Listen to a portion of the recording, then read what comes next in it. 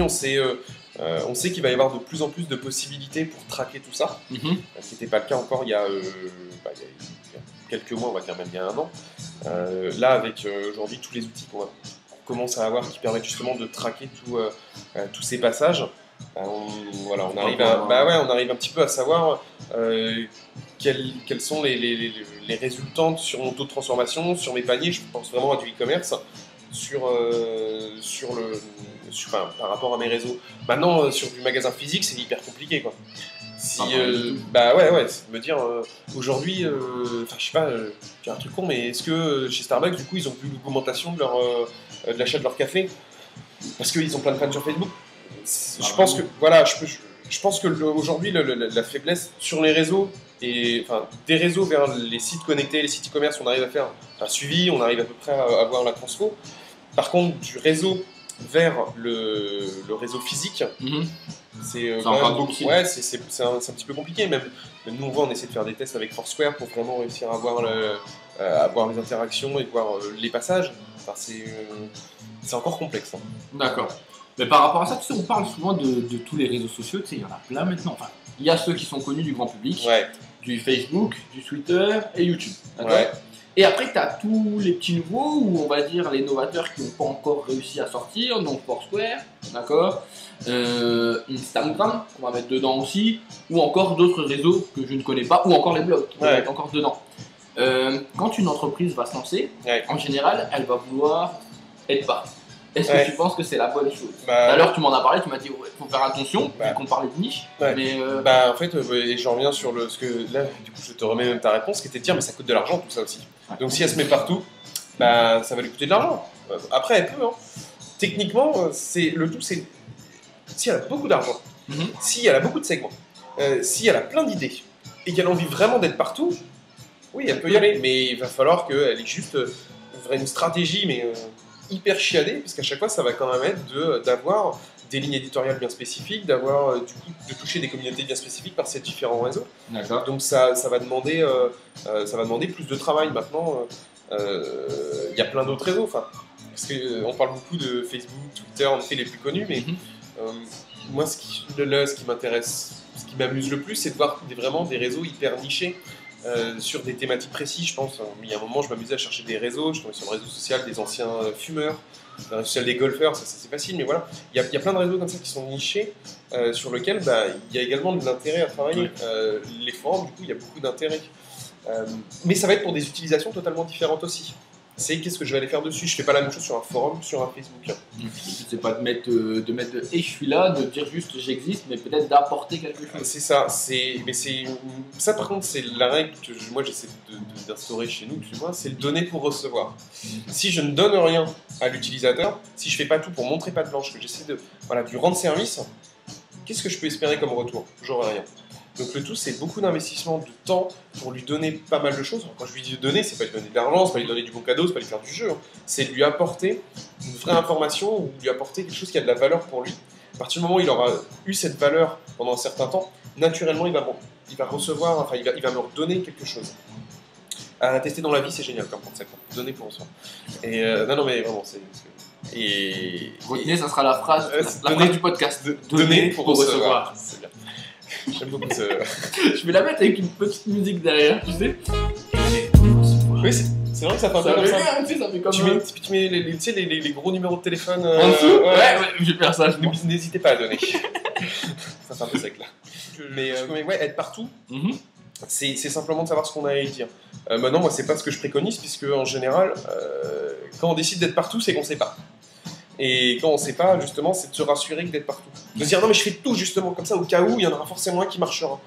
Mais le fait de se dire qu'il y en aura forcément un qui marchera, c'est-à-dire qu'il y en a plein que je vais délaisser ou que je vais tout faire un petit peu à moitié. Maintenant, moi je pense plutôt, c'est de se dire tiens, je veux me lancer, mais plutôt que d'essayer de le faire sur l'ensemble de mes segments d'utilisateurs ou de mes clients, je vais peut-être essayer d'avoir une niche d'utilisateurs qui est peut-être plus réceptive au réseau et qui est peut-être déjà sur ces réseaux. D'accord. Et d'essayer de me dire je vais plutôt les toucher comme ça. Ça va être de me dire, je sais pas, je suis une marque, je suis une marque de fringues. Je touche qui? Je touche les hommes, les femmes, les enfants. Est-ce que je vais toucher les mamans? Est-ce que je vais, enfin, voilà, je vais peut-être essayer de différencier une partie et après peut-être encore nicher. Et te dire, bah, en fait, c'est peut-être vraiment ce petit truc-là, je vais commencer par ça. Et de tester, de voir la réaction. Et te dire, ah ok, bah, ça a bien réagi comme ça, on a compris comment ça fonctionnait, est-ce qu'on peut le dupliquer sur d'autres? Est-ce qu'on peut faire plus gros? Moi, je suis plutôt à préconiser, plutôt que de faire l'énorme lancement, apprenons, parce que justement, comme on a dit avant, l'interne est hyper important. Apprendre sur des petites communautés qui sont plutôt réceptives et qui vont participer, bah, ça encourage.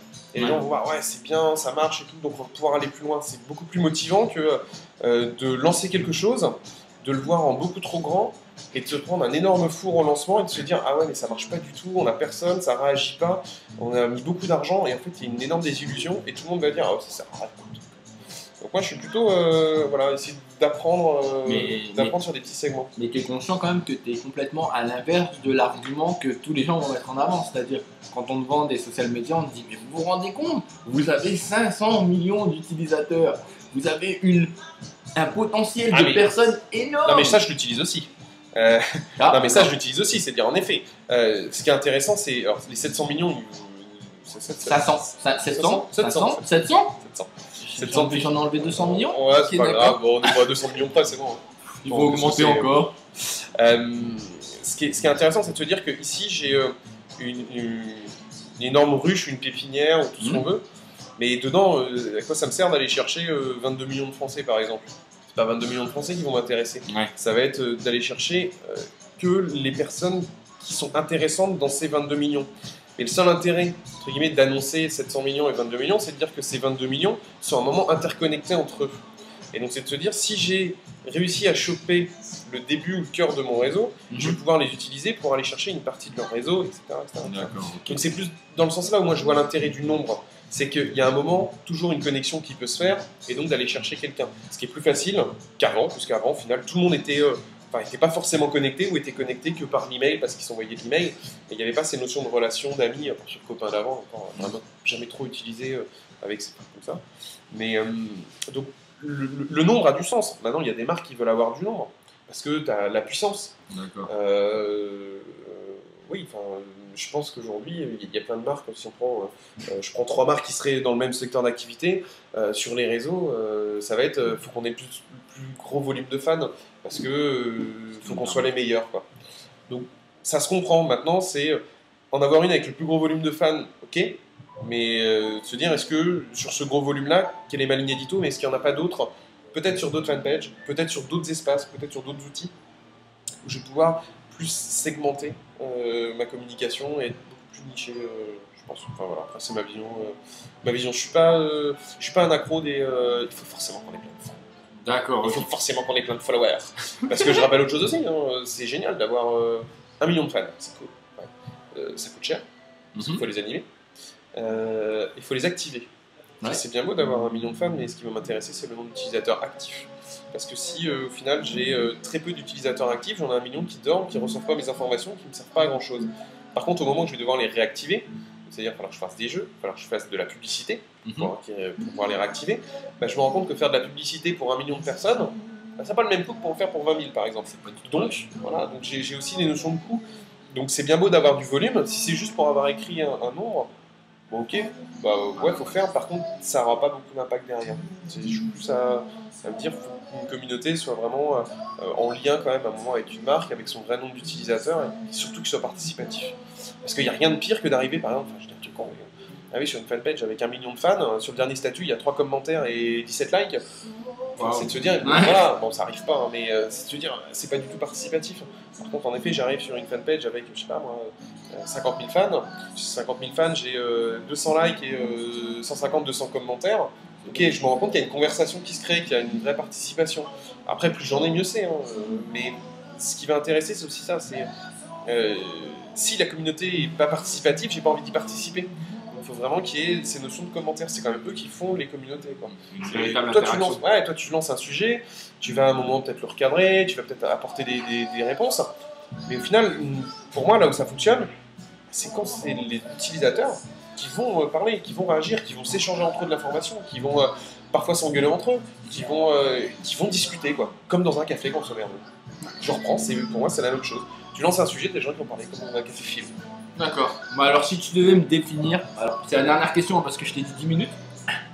Ah ouais. Si on regarde le chrono, en fait, on est à 31 minutes, donc vous aurez sûrement l'interview en 2 ou 3 parties. Ouais, parce que sinon ça va être un peu trop long. Ça va être long, ouais. Désolé. Donc là, une petite question pour toi. Ouais. Si tu devais me définir ton café des réseaux sociaux en 3 mots, ça serait quoi? Oh merde. Ah, t'es prof, hein, t'es capable de faire ça. Alors, en 3 mots, 3 mots clés. L'humain, enfin donc l'homme au sens large, la connexion du coup, la connectivité et la discussion. D'accord. Et les trois là pour moi, peu importe le réseau, peu importe l'outil, peu importe qu'il soit réel ou qu'il soit virtuel, bah t'as tout. Puisque t'as le cœur de celui qui va créer le contenu, le fait de pouvoir les interconnecter entre eux qui va générer des discussions. Et c'est tout ça après où tu viens greffer ce que tu veux dessus. On parle de ta marque, on parle pas de ta marque. Tu veux que ce soit de la vidéo, tu vois. Après c'est de l'annexe. Mais pour moi même le seul point c'est l'humain. Enfin, je vois que ça. Enfin, pour moi c'est le plus important. C'est quand même lui qui fait vivre l'ensemble des réseaux. Je dis toujours, tu prends YouTube, tu retires tous les utilisateurs, il n'y a rien, pas une vidéo. Ou tu n'as pas grand chose de vidéo parce que tu auras quelques contenus de marque. Au final, ça va être intéressant parce que ça va être quoi? Ça va être une chaîne de télé. Parce que les contenus de marque sont. Tu vas mettre les pubs, tu vas mettre un spot publicitaire, un spot de buzz, mais voilà, tu vas pas avoir l'ensemble des vidéos. C'est bien l'utilisateur qui crée un max de vidéos sur Facebook. Enfin, les derniers chiffres sur le nombre de contenus créés, partagés, enfin, c'est assez impressionnant. Mais c'est lui qui crée tout. Donc c'est quand même lui le cœur de tout. Ouais. C'est s'intéresser à lui et vraiment le remettre au cœur de tout. D'accord. Et savoir donner. Et voilà, pour recevoir. C'est ça. Bon, merci pour cette interview. De rien, merci à toi. J'espère que je t'ai pas pris trop de temps. Non, nickel. Tu vois qu'au fil de l'interview, quand même, ton œil. Oui, mon œil va un petit peu dégonfle tout doucement. Hein, ouais, d'accord. Voilà. Donc, si vous voulez des informations. C'est parce qu'il m'a tapé. Je n'aurais pas osé, je ne suis pas violent. Par rapport à si vous voulez des informations par rapport à Lionel, pas personnel, mais plutôt sur son champ d'action, vous pouvez aller sur onprendsuncafé.com. C'est ça. C'est bon. Ouais, il y a. Qu'est-ce qu'il y a encore comme autre plateforme où on peut te trouver? Dis-moi un petit peu. Il y a Marketing on the Beach, qui est un blog sur sur marketing, e-commerce, nouveaux médias. Il y a mon blog à moi, Nelio.com. Il paraît que je publie plus grand chose dessus. Non, mais de regarder sur On prend un café ou sur Nelio. D'accord. En Twitter, sur voiture Nelio, où on prend un café. Les deux. Ouais. D'accord, ok. Voilà. Ou MOTB. MOTB aussi. Ouais. MOTB, Marketing on the Beach pour les gens. D'accord. Beach, la plage. On n'en doutait pas. Oui, non, je précise, j'ai un accent. Merci pour cette interview. Merci à toi. À la prochaine. À la prochaine. Merci à tous.